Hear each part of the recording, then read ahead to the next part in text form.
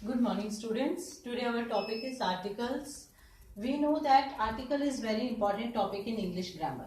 और आज का वीडियो लेक्चर बहुत ही इंपॉर्टेंट होने वाला है क्योंकि जो आर्टिकल्स टॉपिक है वो इंग्लिश ग्रामर का एक बहुत ही इंपॉर्टेंट पार्ट है. So we start now. There are two types of article. हम जानते हैं कि आर्टिकल्स की टू टाइप्स होती हैं, डेफिनेट आर्टिकल और इनडेफिनेट आर्टिकल. पहली टाइप कौन सी है? Definite article. And the second type is indefinite article. तो बच्चे देखो यहाँ पर पहले हम बात करते हैं डेफिनेट आर्टिकल. ठीक है, डेफिनेट आर्टिकल मीन्स द.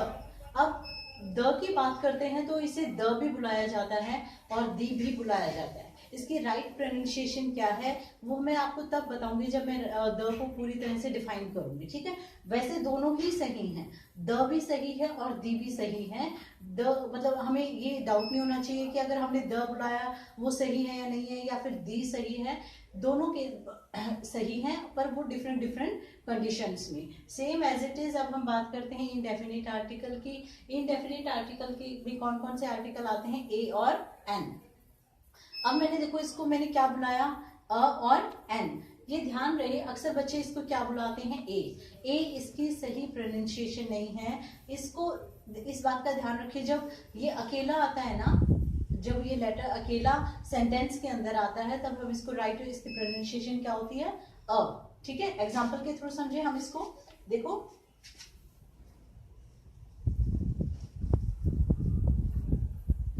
मान लो मैं आपको एक एग्जांपल देती हूं.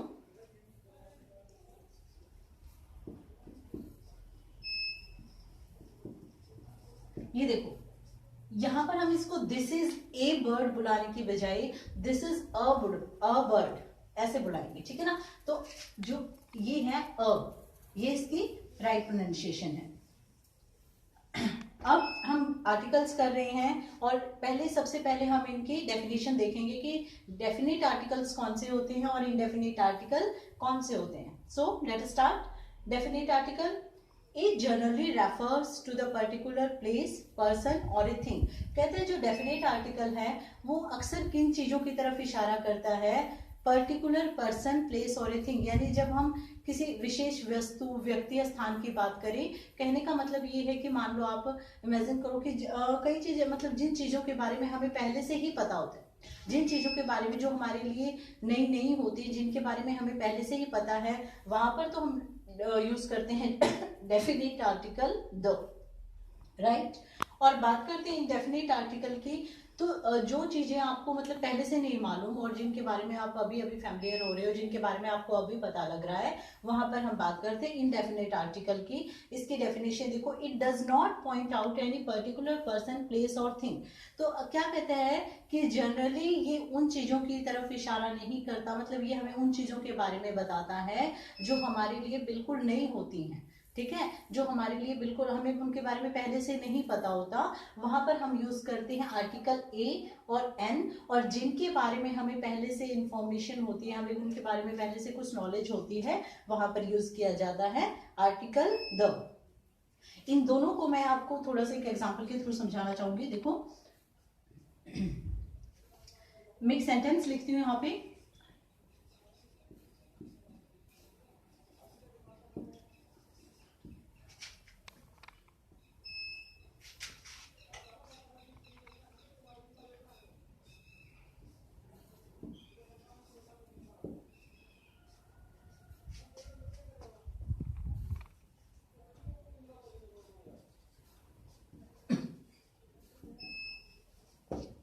देखो इस सेंटेंस को देखो, कहते हैं आई मैट डैश गर्ल. ठीक है, नेक्स्ट सेंटेंस स्टार्ट होता है डैश गर्ल वॉज क्राइंग. कि पहले तो क्या कहा? मैं एक लड़की से मिला. ठीक है, और फिर आगे कहता है किस लड़की से, किसकी बात कर रहा है? कि वो रो रही थी. इट मीन्स जो ये गर्ल है इसको आप पहले यहाँ पर फर्स्ट सेंटेंस में उसके बारे में आप थोड़ा सा जान चुके हो. तो ऊपर जब मैंने द डेफिनेट और इनडेफिनेट आर्टिकल को जो मैंने डिस्क्राइब करा था, तो मैंने आपको यही बताया था कि जिस चीज के बारे में आपको पहले से ना पता हो, ठीक है, वहां पर तो आप यूज करेंगे आर्टिकल अ और एन का. ठीक है, और जहां आपको उसके बारे में पहले से थोड़ी सी इंफॉर्मेशन है, आपको उसके बारे में पता है, वहां पर आप यूज करेंगे आर्टिकल द का. अब देखो सेंटेंस देखो, आई मेट अ गर्ल. मैं एक लड़की से मिला. ठीक है, अब वो किस लड़की की बात कर रहा है, इट मीन्स जो गर्ल वर्ड है वो हम इसको फर्स्ट सेंटेंस में पढ़ चुके हैं ना, इसका मतलब हमें पहले से पता है कि हम उस लड़की की बात कर रहे हैं जिससे मैं मिला था। द गर्ल वॉज क्राइंग, लड़की रो रही थी। आई होप कि आपको समझ आ गया होगा, है ना। ये दोनों मतलब यहाँ पर मैंने दो सेंटेंस लिए हैं और इन दोनों सेंटेंस की हेल्प से डेफिनेट और इनडेफिनेट के बीच में जो डिफरेंस है आई थिंक वो आपको क्लियर हो गया होगा। हम एक और सेंटेंस यहाँ पर देख लेते हैं। देखो,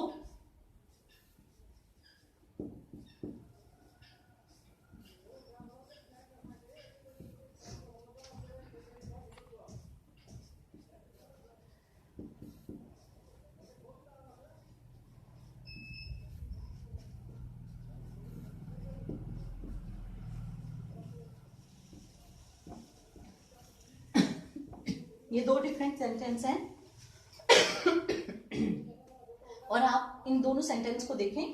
कहते हैं दिस इज बुक, ठीक है, यह एक किताब है। इट मीन्स आपको पहले से नहीं पता हम किस किताब की बात कर रहे हैं, हमें नहीं पता, वो हमारे लिए न्यू है। दिस इज अ बुक, ठीक है। और अब यहाँ पर नीचे देखो, कहते हैं दिस इज, अगर हम मान लो यहाँ पर, अगर आप एक मिनट के लिए मान ले, कहते हैं this is a book which I have lost, यह वो किताब है जिसको मैंने खो दिया, जिसको मैं खो चुका हूँ। हाँ, तो एक मतलब अब क्या बोल रहा है वो कि जिसको मैं खो चुका हूँ। इट मीन्स कि जो भी यहाँ पर स्पीकर है जो सेंटेंस को बोल रहा है उसको पहले उस किताब के बारे में पहले से पता है ना, उसकी किताब गुम हो चुकी है। तो एक यहाँ पर क्या फिल होना चाहिए, दिस इज द बुक, यह वो किताब है विच आई हैव लॉस्ट, जो मैं गुम कर चुका हूँ। दोनों सेंटेंस का फर्क समझ आ गया होगा आपको। दिस इज अ बुक, यह एक किताब है। यहाँ पर जनरली वैसे एक सिंपल मतलब सेंटेंस लिखा जा रहा है कि हाँ यह एक किताब है, ठीक है, हमें इसके बारे में पहले से नहीं पता। और इस सेंटेंस में आप देखिए, this is the book which I have lost, यह वह किताब है जिसको मैं गुम कर चुका हूँ, यानी जिस बुक की बात कर रहा है उसको पहले से वो उसके बारे में जानता है। आई होप कि इन दो सेंटेंस की हेल्प से आपको ये डेफिनेट और इनडेफिनेट का डिफरेंस समझ आ गया होगा, है ना। अब आगे देखते हैं।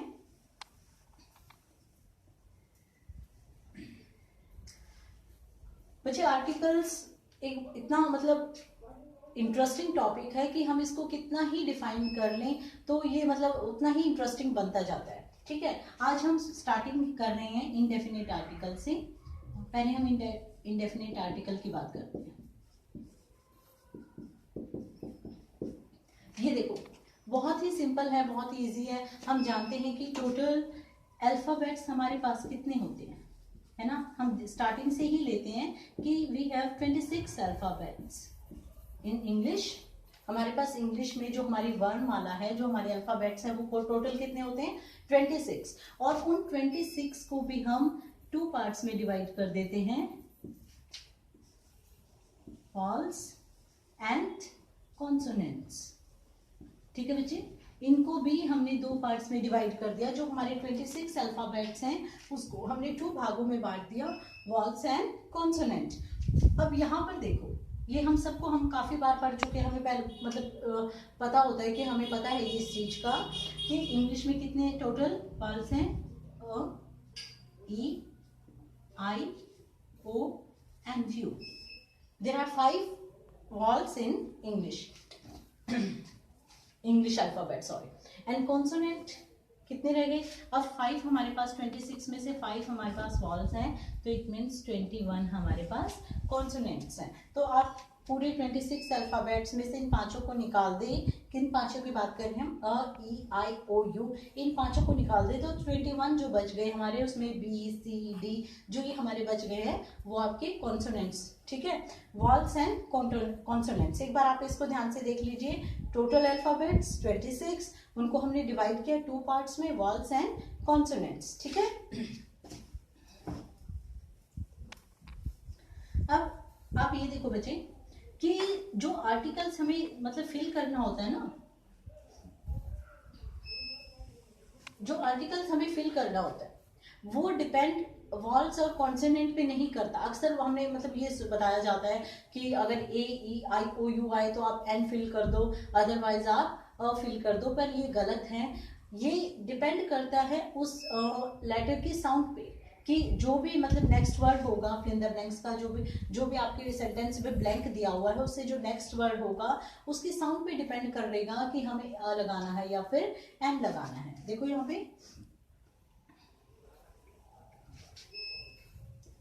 मान लो आप इमेजिन एक बार ये देख के चलो, मान लो ए एंड एन, ठीक है। जैसे आप हिंदी में आप व्यंजन और स्वर करते हो, ठीक है, स्वर और व्यंजन करते हो, वैसे ही हम इंग्लिश में कॉन्सोनेंट और वॉल्स करते हैं। अब पहले हम बात करते हैं हमारे 5 वॉल्स की। ये जो आपकी 5 वॉल हैं, ये ए ई आई ओ यू, सॉरी, ठीक है, ये आपको ये मतलब पांचों वॉल्स आपको साउंड देंगे